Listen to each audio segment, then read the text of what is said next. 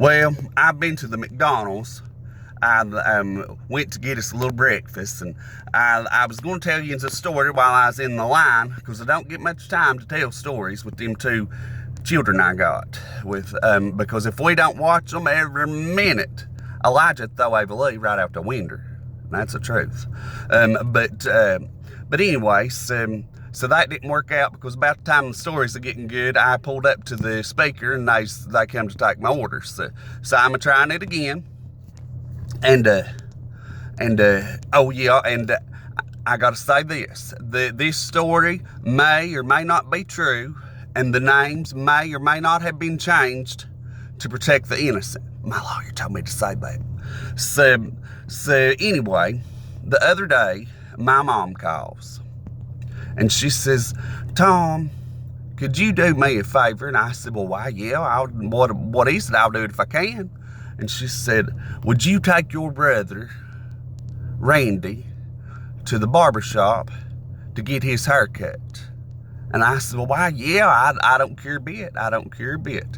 And she said, and I thought, well, never mind that, he's 25 years old and still living at home, and his mommy's calling to make arrangements to get his hair cut. I ain't going to call him no account or nothing like that, because he's my brother and I love him and I ain't going to do it. But anyway, that was the situation. And so she was leaving and going to work. She worked to the pie factory, and she brought Randy on her way. And so she stopped and let him out, and then me and him got in a vehicle and we headed to town. And he looked over and he said, "Tom, what I'd like to do is I'd like to get you to take me to Cousin Jarrett's and let him cut my hair and let me keep his $10. But you won't do that, will you, Tom?" And I said, "No, I sure to God won't. I will not have me no part of that. I'll take you to town to the barber just like I told Mom I would." And he said, "Well, then take me to that barbershop we went to when we was kids." And I said, "Well, that's a licensed barbershop, and if that's where you want to go, that's where I'll take you." And so I drove there. It was the barbershop over on East 4th Street. And I drove there and pulled up, and I told him, I said, "Now, I have got to go do some things. I've got to go run some errands. I've got to go to the bank and need to go pay some bills, some adult things adults do, but I said, now I'll be back to get you, and you just go get your hair cut." And so he got out and walked up to the door, and when he opened it, I couldn't help but notice that it looked different in there than it did when we was kids. It looked bad different. And when we was kids, it was a real dark looking place. Real dark. It had that dark paneling and had some animal carcasses on the wall, with a deer or two and a turkey and a bass fish and, things of that nature that you'd find in a barbershop. And it was, but when he opened that door, it was bright colors. It was like it smacked me right in the face. It was so bright in there and so cheery looking. And I thought, well, that's kind of odd for a barbershop, but these days, whatever floats your boat.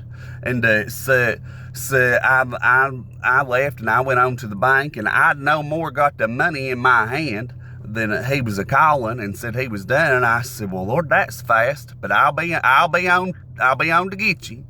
And so I take off, and I go back to the barbershop, and I pull up and I park, and he comes out right away, and he has got the wildest looking hair I've ever seen on a human being in my life.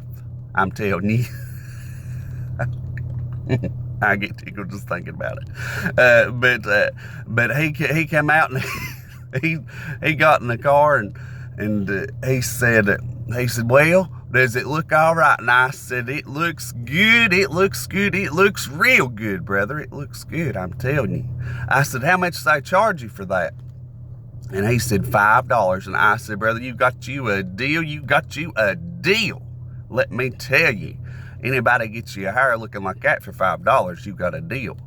And so we take off and get on down the road a piece, and he said, Tom, does it really look all right? And I said, yeah. I said, that's a fine haircut if I ever seen one.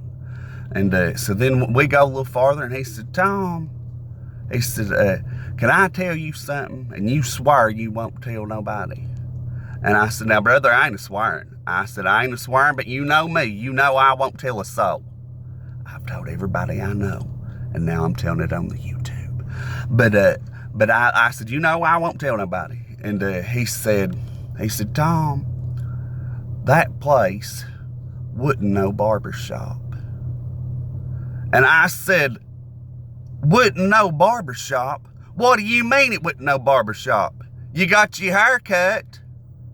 He said, Tom, that is one of them there places where they cut a dog's hair.